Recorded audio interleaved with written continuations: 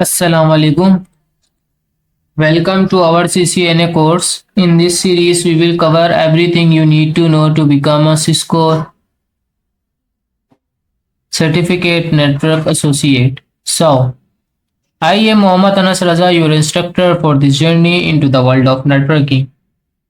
So, now today we will configure SSH on switch. In the previous lecture, we configured SSH on router. So now we will on configure on switch. अगर मेरा इससे पहले वाला lecture किसी ने attend नहीं किया जिसमें मैंने इस तरह का पूरा एक स्ट्रक्चर बनाया था और उसमें मैंने SSH को कॉन्फ़िगर किया था राउटर पे, तो मेरा 24.1 पार्ट मेरे लेक्चर का वीडियो का वो ज़रूर अटेंड करें। उसके अंदर मैंने इसकी कॉन्फ़िगरेशन बताई है। अगर वो आपको समझ में नहीं आएगी तो ये भी आपको समझ में नहीं आएगी, इसलिए आप उसको पहले अटेंड करें फिर यहाँ पे आए, ठीक है। क्योंकि मैं यहाँ पे अब दोबारा स्ट्रक्चर नहीं बनाऊंगा, उसी को कंटिन्यू करूंगा, यानी कि इसी स्ट्रक्चर में इस स्विच को मैं कॉन्फ़िगर करूंगा। क्लियर हो गई बात। अब बात आ रही है, ज़रा करते हैं अपने थोड़ा काम की तरफ आते हैं। देखें, ये जो स्ट्रक्चर मैंने ओवरव्यू दे देता हूँ थोड़ा सा। ये स्ट्रक्चर एक ऑर्गेनाइजेशन या इंस्टीट्यूट या फिर कोई भी एक इंडस्ट्री है जिसके अंदर एक सर्वर या डेटा रूम या डेटा सेंटर रूम है, ठीक है, और एक एडमिन का ऑफिस है जहाँ से वो उसको एक्सेस लेगा और सारा उसको मैनेज करेगा अपने नेटवर्क को, ठीक है। बीच में राउटर लगा हुआ है, दो नेटवर्क डिवाइड हो गए। राउटर जितने इंटरफेस होते हैं डिवाइड कर देता है नेटवर्क को। एक ये इंटरफेस हो गया, एक ये, यानी कि एक ये हमारा नेटवर्क बन गया और एक ये 1.0 का। यहाँ पे मैंने नेटवर्क आईडीज भी मेंशन की हुई है। ये हमारा हो गया वर्क इन्वायरमेंट जहाँ पे हमारे एम्प्लॉयज वगैरह काम कर रहे हैं, ठीक है। और ये स्विच अलग से इनके लिए अलग लगाया हुआ है, लेकिन ये डेटा रूम का नहीं है। डेटा रूम में सिर्फ ये दो मेन स्विच और राउटर है, ठीक है। और भी डिवाइसेस होती हैं, फिलहाल सिनेरियो यही है। तो आज हम कॉन्फ़िगर करेंगे अपने स्विच को, SSH करेंगे इसके ऊपर कॉन्फ़िगर, ठीक है, अपने स्विच पे। सो चलते हैं अपने कॉन्फ़िगरेशन की तरफ। देखें, सबसे पहले आपने स्विच में जाना है, स्विच पे क्लिक करना है। स्विच में क्लिक करने के बाद आपने CLI मोड में जाना है। CLI मोड के बाद आपने किसी भी कहीं पे भी क्लिक करके एंटर का बटन प्रेस करना है और आपने इनेबल की कमांड को इनेबल यानी कि कमांड चलानी है इनेबल। अब ये आप इनेबल मोड में आ गए हो, ठीक है, ये पहला स्टेप है। उसके बाद आपने अपने कॉन्फ़िगर मोड में जाना है। कॉन्फ़िगर मोड में जाने के लिए कॉन्फ़िग लिख के आपने एंटर प्रेस करना है, कॉन्फ़िगर मोड में आ गए। देखें, स्विच में जो है ना, आप किसी भी इंटरफेस को अलग अलग करके आप उसको आईपी प्रोवाइड नहीं कर सकते, ठीक है, क्योंकि यहाँ आईपी वाला कोई सीन नहीं होता जैसे और दूसरे राउटर में और हमारे एंड डिवाइसेस में होता है। आईपी प्रोवाइड करते हैं लेकिन इसमें आईपी असाइन करने वाला नहीं होता कुछ भी। तो हम क्या करते हैं, इसके अंदर वीलेंस बनती है, ठीक है। वीलेंस के बारे में नहीं पता, मेरे पिछले लेक्चर्स अटेंड करो, उसके अंदर मैंने अच्छी तरीके से वीलेंस के बारे में बताया है। अगर वीलेंस के बारे में नहीं पता होगा तो ये भी समझ में नहीं आएगा, ठीक है। मेरे पिछले लेक्चर्स में मैंने वीलेन को बहुत अच्छी तरीके से डिस्क्राइब किया है। तो हम इसमें वीलेन को एक इंटरफेस बनाएंगे और उसी को आईपी असाइन करेंगे और उसी को हम एज अ SSH के लिए यूज करेंगे, क्योंकि जब तक हमारे पास आईपी नहीं होगी हम किसी भी इंटरफेस को हम क्या एक्सेस नहीं कर सकते, उसको हम वर्चुअल एक्सेस नहीं कर सकते। SSH का मतलब ही यही होता है। SSH का क्या मतलब है वो भी मैं पिछली वीडियो में बता चुका हूँ। SSH क्या करता है, ये एक्सेस लेता है, वर्चुअली एक्सेस लेता है, सेम टेलनेट की तरह होता है, लेकिन क्या है, बस ये सिक्योर होता है। क्लियर हो गई बात। अब क्या करना है, हमने नेक्स्ट कॉन्फ़िगर मोड में आना है, हमने कॉन्फ़िगरेशन स्टार्ट करनी है। हम अपने VLAN की इंटरफेस को यहाँ पे क्या करेंगे, एक्सेस करेंगे। सबसे पहले इधर तो हम कमांड चलाएंगे इंटरफेस, ठीक है, इंटरफेस VLAN, और बाय डिफॉल्ट VLAN 1 बना हुआ होता है हर स्विच में, जितने भी स्विच आते हैं, ठीक है, उसमें। तो पहले तो हम फिजिकली एक दफा उसको एक्सेस करेंगे। जब हम नेक्स्ट टाइम कभी भी इसको हमें एक्सेस करने की जरूरत पड़ेगी अपने स्विच को, तो हमें फिजिकली जाने की जरूरत नहीं पड़ेगी। हम अपना हमारा जो एडमिनिस्ट्रेटर है उसके पास जो ये वाला आपके पास लैपटॉप है, यहाँ से ये अपने स्विच को भी और जितनी डिवाइसेस हैं अपने डेटा सर्वर रूम में वो आप वहाँ पे एक्सेस कर सकता है उसे। फिलहाल सबसे पहली कमांड चलानी है इंटरफेस VLAN 1, फिर उसमें आपने आना है, यहाँ पे देनी है आईपी। आईपी एड्रेस, ठीक है। आईपी एड्रेस आपने इसी नेटवर्क की देनी है क्योंकि ये इस नेटवर्क में एंटर है, ठीक है। इस नेटवर्क का है ये डिवाइस, तो इस नेटवर्क की देनी है, अगले नेटवर्क की मत दे देना। तो आपने 192 डॉट कोई भी आईपी दे दें आप। मैंने अभी पहले जो आईपी दी हुई थी वो आप पिछली वीडियो में देखना। इसको जो मैंने आईपी दी हुई है इस इंटरफेस को, इस वाले को, वो मैंने दी हुई थी कौन सी 10.1 और इसे दी थी 0.2। तो ये 0.1 और ये 0.2 दी हुई है, ठीक है। मैं आपको दिखा देता हूँ एक दफा, ये आप देख लो, यहाँ 0.2 और यहाँ पे गेटवे 0.1 है। तो गेटवे क्या होता है, इसका ये वाला इंटरफेस होता है, ठीक है। और इसको भी मैंने ये देख लें आप 0.1 दी हुई है, देख इधर गीगा इथरनेट 0/0 के पास देख लें 0.1 है, ठीक है भाई। तो ये पिछली वीडियो से लिंक है, वो जरूर देखें, उसके बाद ये समझें। चलते हैं अपने कॉन्फ़िगरेशन की साइड। तो हम इसको देंगे 168.0.3 दे देंगे हम, और साथ में सबनेट मार्क्स भी देना है। सबनेट मार्क्स क्या होता है, अगर वो नहीं पता तो मेरी पिछली वीडियो अटेंड करें, उसके बाद यहाँ पे आए, ठीक है। ये करने के बाद आपने अपने इंटरफेस की जो लिंक होती है उसको अप कराना होता है, ये भी मैं पहले बता चुका हूँ सब। तो नो शट डाउन आपने कमांड चलानी है, ठीक है। ये आपकी लिंक अप हो गई, यहाँ पे इसने बता दिया लिंक अप हो चुकी है, ठीक है।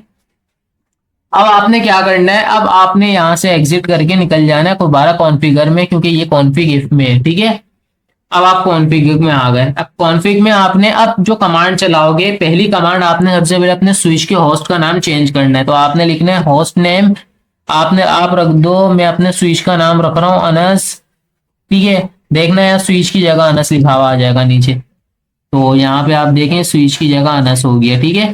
तो ये इससे होता है, सबसे पहले आपने होस्ट नेम चेंज करना है, ये इसका पहला रूल है, ठीक है। इसके बाद आपने इसको आईपी डोमेन प्रोवाइड करनी है। अगर डोमेन के बारे में नहीं पता पिछली वीडियोस देख लेना मेरी, ठीक है। आईपी डोमेन नेम, ठीक है। डोमेन नेम कुछ भी रख सकते हो आप, जो आपकी मर्जी है। मैं एडमिन रख रहा हूँ, ठीक है। एडमिन रखा आपने।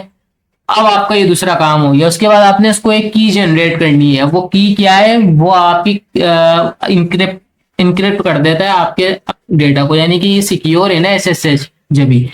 तो आपने क्रिप्टो करके कमांड चलानी है, बता देता हूँ मैं। क्रिप्टो की के बाद आपने लिखना है जनरल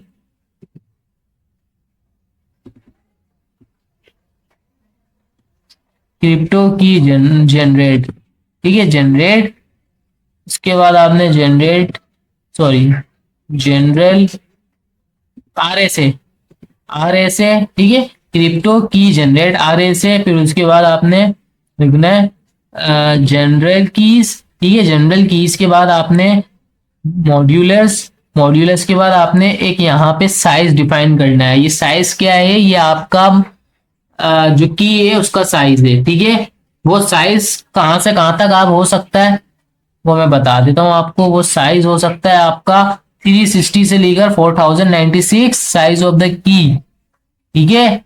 360 से 496 ये दिया हुआ है आपको, किसमें, बाइट्स बिट्स में दिया हुआ है। आप बाइट्स में यहाँ पे लिख दो 512, ठीक है। ये बाइट्स में, तो आप जैसे इंटर करोगे तो ये देखें, ये यहाँ पे यहाँ से पता लगेगा कि भाई आपकी 512 की बिट हो चुकी है वर्जन 2 पे, ठीक है। और ये भी यहाँ पे बताएगा, यानी कि RSA साइज नीड्स, और ये बताएगा SSH5 enabled has been enabled. तो ये कंफर्म होगा तब जाके आप आगे काम करोगे, ठीक है भाई। अब इसके बाद आपने क्या करना है, ये काम कर लिया। अब आपने बिल्कुल उसी तरह आपने कमांड चलानी है जैसे हम राउटर में चला रहे थे SSH के लिए, ठीक है। सबसे पहले हमने लिखना है लाइन VTY, नहीं, इससे पहले हम अपना यूजर नेम रखेंगे, ठीक है। यूजर नेम मैं अनस रख देता हूँ, पासवर्ड भी मैं अनस रख देता हूँ, ठीक है। तो ये मेरा सबसे पहला काम। उसके बाद अपने इनेबल पे भी पासवर्ड लगाना है। जितने पासवर्ड लगाओगे उतना ही आपका सिक्योर रहेगा, ठीक है। तो इस पे भी मैं अनस लगा देता हूँ, ठीक है। मर्जी है चेंज भी लगा सकते हो आप इनेबल पे, तो मैं इस वजह से लगा रहा हूँ। इतना कोई मेरा अभी हम समझ रहे हैं, पढ़ रहे हैं, लर्निंग है, तो इस वजह से, ठीक है भाई। यहाँ तक क्लियर हो गया। ये हमने पासवर्ड वाला काम कर दिया सारा, ठीक है। इसके बाद अब हम आ जाते हैं अपनी टेलनेट वाली कमांड पे, ठीक है, जिसको हमने टेलनेट में भी चलाई दी है। तो लाइन BTY 0 से 15, ठीक है, ये क्या है, वैल्यू है। इसके बाद हमने इसके अंदर रखनी है ट्रांसपोर्ट इनपुट, इनपुट के बाद SSH, क्लियर है। उसके बाद आपने एक और कमांड चलानी है लॉगिन की, इसको लॉगिन करना है। इसको लॉगिन किस तरह करोगे, इसको इस लॉगिन करनी है लॉगिन लोकल करके, ठीक है, लॉगिन लोकल करके इसको लॉगिन करना है। लॉगिन के करने के बाद आपने इसको एग्जिट कर देना है और कुछ नहीं करना, ठीक है।